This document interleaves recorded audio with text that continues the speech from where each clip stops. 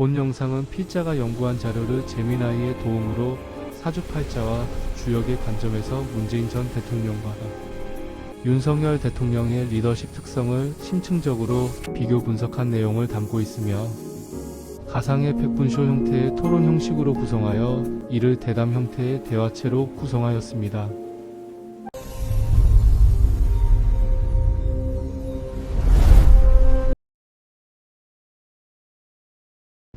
안녕하세요 여러분. 오늘 이 심층 탐구에 오신 것을 환영합니다.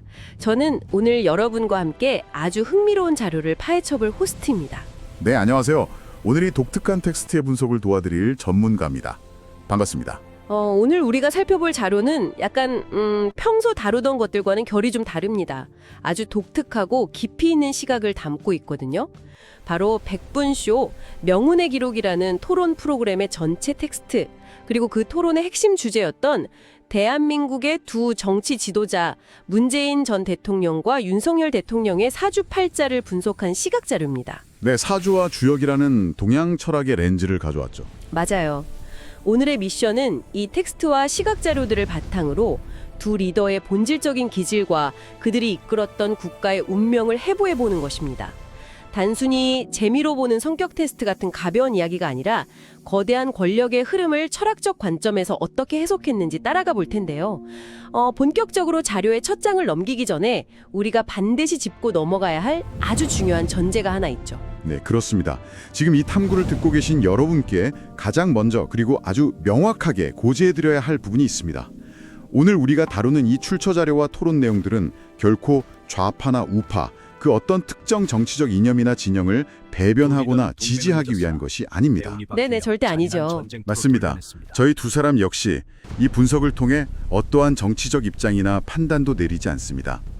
오늘 우리의 유일한 역할은 제공된 텍스트, 그러니까 백분쇼에 등장한 전 교수, 박 교수, 임 교수 등 여러 학자들이 제시한 사주명리학적이고 주역적인 분석과 아이디어들을 철저히 객관적인 전달자의 입장에서 탐구하는 것입니다.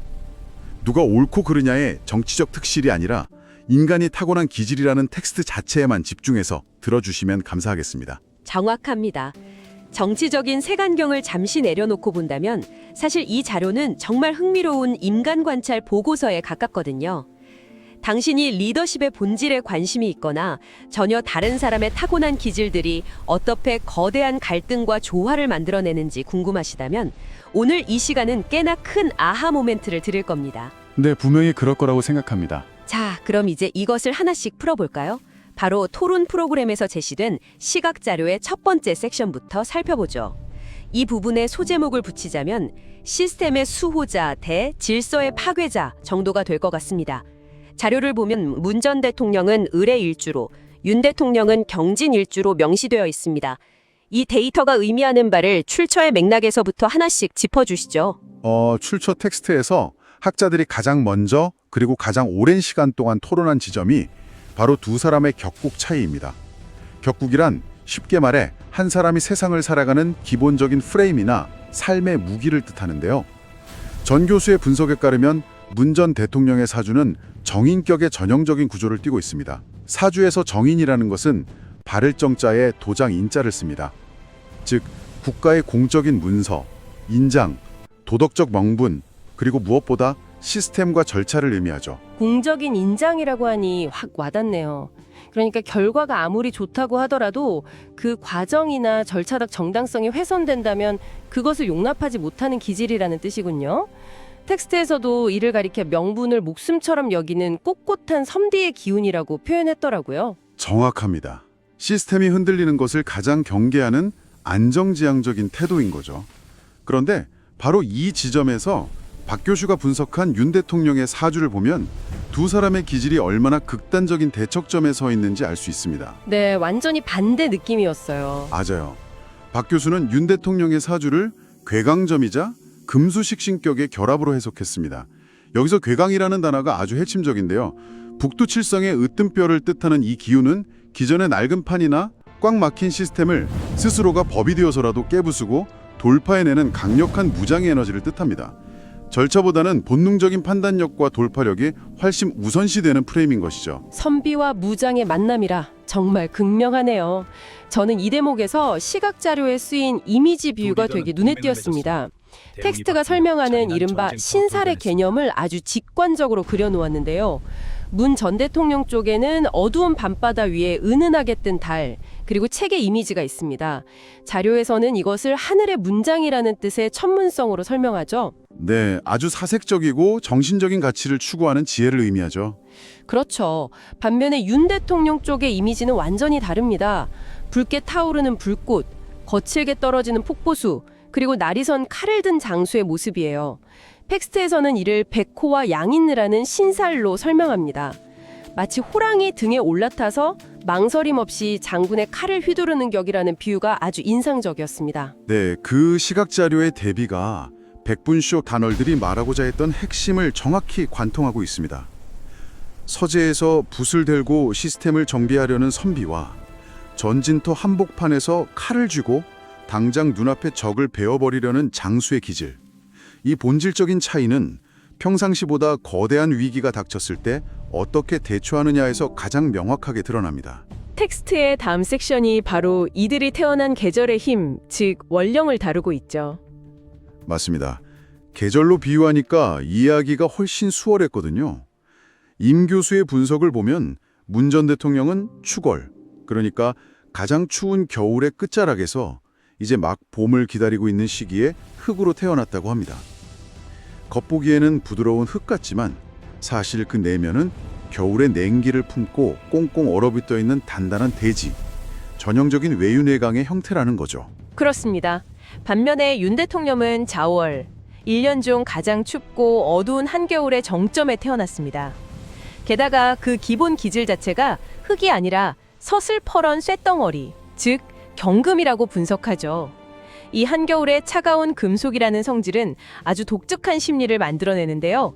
타협을 모르는 극도의 냉정함, 그리고 내 편과 내 편을 칼같이 베어내는 명확한 피하식별 능력이 바로 여기서 기인한다고 학자들은 말합니다. 꽁꽁 언 흙과 한겨울의 차가운 칼날, 두 사람 모두 태어난 계절적 배경에 추위와 냉기를 공통적으로 안고 있네요. 그렇다면 사주 명리학적으로 볼 때 이렇게 차가운 기운을 타고난 사람들은 위기가 왔을 때 무의식적으로 어떤 에너지를 끌어다 쓰게 되나요? 자료에서는 이것을 용신이라는 개념으로 설명하던데요. 네, 용신은 말 그대로 내가 살아가기 위해 혹은 얼어붙은 상황을 타개하기 위해 반드시 써야만 하는 구원투수 같은 기운입니다. 문 전 대통령의 경우 얼어붙은 추월의 흙이 봄을 맞이해 생명을 틔우려면 무엇보다 부드럽고 따뜻한 태양빛이 필요하겠죠. 그래서 텍스트는 그의 용신을 병화, 즉 넓게 퍼지는 태양의 온기라고 봅니다. 아, 넓게 퍼지는 빛이요? 맞습니다. 이는 현실 정치에서 위기가 닥치면 강제적인 통제보다는 주변을 넓게 아우르는 사람, 그리고 그들과의 온건한 소통을 통해 전국을 돌파하려는 심리로 발현된다는 분석입니다. 반면에 윤 대통령이 무의식적으로 꺼내드는 카드는 전혀 달랐죠. 같은 불의 기운이긴 하지만 부드러운 태양이 아니라 오화라는 아주 강력하고 뜨거운 용광로의 불꽃을 용신으로 쓴다고 나와 있습니다. 차가운 칼날의 모양을 바꾸고 날카롭게 벼르려면 은은한 햇빛 정도로는 어림도 없고 직접적으로 쇠를 녹일 수 있는 뜨거운 화로가 필요하니까요. 결국 위기 상황에서 그가 선택하는 방식은 주변을 달래는 소통보다는 망설임 없는 집행과 강력한 실행력 그 자체라고 해석할 수 있겠네요. 아주 정확한 비유입니다. 태양의 온기로 흙을 녹여 다 같이 봄을 맞이하려는 자와 뜨거운 화로에 쇳덩이를 직접 집어넣어 날카로운 칼을 재려내 당장의 전투에 임하려는 자. 이 위기 대처 방식의 근본적인 차이는 결국 대중과 어떻게 관계를 맺고 소통하는지에 대한 이야기로 자연스럽게 넘어갑니다. 여기서부터 텍스트의 중반부로 가보죠. 네, 여기서 정말 흥미로워지는 부분이 등장합니다. 사주 명리를 넘어서 주역 64궤 분석으로 화제가 전환되거든요. 사주가 한 사람의 내면에 깔린 운영체제라면 주역은 그 운영체제가 대중이라는 모니터 화면에 어떤 사용자 환경으로 나타나는지를 보여주는 것 같았습니다. 맞아요. 전 교수와 임 교수가 이 주역괴를 통해 리더십 스타일을 깊이 분석했죠. 자료에 따르면 문 전 대통령의 리더십은 수화기제와 풍지관이라는 궤로 설명이 됩니다. 수화기제는 물은 아래로 내려가려 하고 불은 위로 올라가려 하니 그 둘이 절묘하게 교차하면서 완벽한 조화를 이루는 상태를 뜻하잖아요. 네, 주역에서 가장 안정적이고 이상적인 균형 상태를 의미하는 궤입니다. 이는 문 전 대통령이 현실 정치에서 어떻게든 극단적인 갈등을 봉합하고 시스템의 안정을 꾀하려 했던 성향을 대변합니다. 거기에 더해진 풍지관이라는 궤는 땅 위에 바람이 부는 형상으로 높은 곳에서 세상을 조용히 관망하고 살피는 리더십을 뜻합니다. 관망하고 살핀다. 뭔가 되게 부드러운 느낌이네요. 그렇죠. 학자들은 이러한 주역의 궤가 앞서 사주에서 분석한 부드러운 화초, 즉 을목의 성향과 맞물렸다고 보았습니다. 강압적이지 않고 부드럽게 감성적으로 다가가는 방식이 대중들에게는 아주 따뜻하고 보호 본능을 자극하는 리더로 인식되었다는 겁니다. 그 결과물이 바로 강력하고 결속력 있는 팬덤의 형성이라는 거죠. 아, 부드러운 화초처럼 대중에게 감성적으로 다가가서 강력한 팬덤을 만들어낸 거군요. 이와 대조적으로 윤 대통령의 주역괴는 어떤가요? 사주에서 서슬퍼런 칼날이자 장수라고 표현했던 그 기질이 대중 앞에서는 어떻게 발현되나요? 윤 대통령의 주역괴는 완벽한 균형을 뜻하는 문 전 대통령의 수화기제와는 정반대인 수화미제로 나타납니다. 미제면 아직 완성되지 않았다는 건가요? 네, 아직 조화가 이루어지지 않은 불과 물이 서로 맹렬하게 싸우며 역동적으로 부딪히는 에너지 그 자체입니다. 결과를 쟁취하기 위해 격렬하게 싸우는 궤죠. 게다가 대중과 만나는 리더십의 형태는 뇌천대장이라는 위험이 대단한 궤로 설명됩니다. 다고 믿는 원칙을 하늘의 천둥처럼 단호하게 대중 앞에 내리꽂는 방식이군요. 맞습니다. 단단한 바위처럼 원칙을 앞세워 강력한 지지를 받기도 하지만 백분쇼의 학자들은 이 뇌천대장의 리더십이 본질적으로 양날의 검과 같다고 경고합니다. 흔들림 없는 원칙주의는 거센 반발과 파열음을 동시에 부를 수밖에 없다는 겁니다. 특히 텍스트에서 임 교수는 주역의 경고 하나를 인용하는데 바로 저양촉번이라는 사자성어입니다. 저양촉번이요. 숫장의 뿔이 울타리에 걸렸다는 뜻으로 기억하는데요. 정확합니다. 너무 자신의 힘만 믿고 거칠게 돌진하다가 뿔이 담장에 엉켜서 진퇴양난에 빠질 위험을 뜻하죠. 힘의 조절 없이 원칙과 돌파력만 밀어붙이다 보면 국정 마비 상태가 올 수 있다는 철학적인 경고를 덧붙인 겁니다. 시스템과 원칙의 조화냐 아니면 타협 없는 천둥번개냐 정말 알면 알수록 팽팽한 긴장감이 느껴지는데요. 여기서 시각자료 가운데 있는 도식 하나가 시선을 확 끕니다. 두 사람의 사주를 잇는 붉고 푸른 선 그리고 그 위에 을경합이라는 단어가 적혀 있어요. 여기서 제가 여러분께 묻고 싶습니다. 부드러운 화초와 차가운 칼날 서로 전혀 달랐던 이 둘이 어떻게 처음엔 함께 일할 수 있었을까요? 그게 바로 운명의 흐름을 해설하는 핵심입니다. 초기에 화초인 을목과 칼인 경금은 서로를 밀어내는 게 아니라 서로를 절실히 필요로 하는 합의 관계였습니다. 아, 서로에게 없는 걸 쥐어준 거군요. 맞아요. 문 전 대통령은 시스템을 지켜줄 날카로운 칼인 실행력이 필요했고 윤 대통령은 자신의 칼날이 정당성을 얻기 위해 국가적 명분이라는 부드러운 칼집이 필요했던 겁니다. 거기서 등장하는 것이 바로 대운의 흐름입니다. 운의 흐름이 바뀌기 시작한 거죠. 문 전 대통령은 상승하는 목의 기운을 타며 강력한 지지를 얻었고 윤 대통령은 국가적으로 거대한 변화가 절실했던 시기에 강력한 불꽃, 즉 화의 기운을 얻고 정권을 잡게 됩니다. 운이 바뀌면서 합이 깨져버린 거군요. 그리고 시각절의 마지막에 적힌 글자 금극목이 등장합니다. 칼이 화철을 베어버리는 잔인한 전쟁터로 변모했다는 뜻이죠. 네, 시대적 운이 다하고 각자의 에너지가 커지면서 벌어진 일입니다. 텍스트의 분석을 생생하게 전달하자면 이 충돌은 개인적인 악감정이 아니라 사주상 예견된 필연적 파국이었다는 점을 지적하고 있습니다. 필연적 파국, 정말 묵직한 결론입니다. 자, 오늘 탐구한 방대한 동양철학적 분석을 정리해볼까요? 이 두 리더의 명호는 단순히 개인의 성향 차이를 넘어 대한민국이 거쳐야 했던 변화의 진통, 그 자체였다는 것이 출처의 결론입니다. 그렇다면 우리에게 남겨진 과제는 무엇일까요? 이것을 더 큰 그림과 연결해 본다면 명확해집니다. 시스템만 강조하는 문 전 대통령의 방식이나 힘으로만 밀어붙이는 윤 대통령의 방식 모두 궁극적인 정답이 될 수 없다는 것을 지적합니다. 백분쇼의 최종 메시지는 차기 리더십에 대한 조언인데요. 바로 지태 그림의 자세입니다.